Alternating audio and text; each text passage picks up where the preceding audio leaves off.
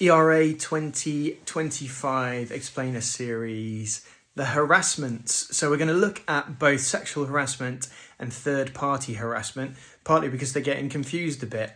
So firstly, sexual harassment. Employers have a duty to prevent sexual harassment of their employees and workers already, and they have to take reasonable steps in order to prevent that as part of a defence to any claims around that area.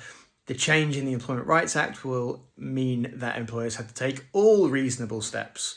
Now, there's a fair amount of debate as to what difference that makes. I tend to try and take a more practical approach to it, in the sense that you need to be taking as many steps as you possibly can to prevent it. And really my key tip, I suppose, is a risk assessment. So looking at the areas across your organisation where the risk of sexual harassment is there and assessing what you can do to help prevent it. Third-party harassment, something slightly different, applies to all types of harassment, not just sexual harassment.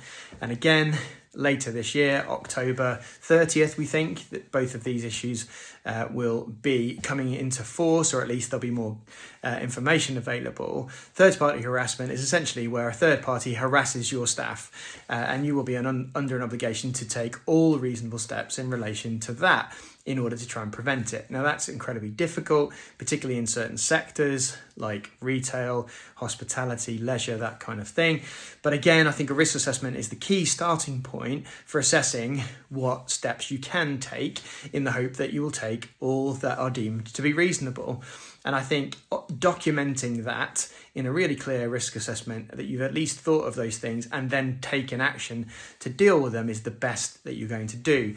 There is some information, we think, coming as to what steps the government might suggest in these areas, and that would obviously be helpful, but it might be that actually case law is the sort of thing that will be determining that.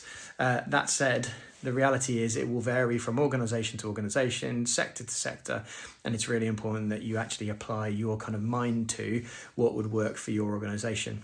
Hopefully that's a useful summary, clarifying some of those things. If it is, please feel free to share the video for others and to save it using the 3 dots at the top of the post, and to follow and ring the bell for notifications on the next video.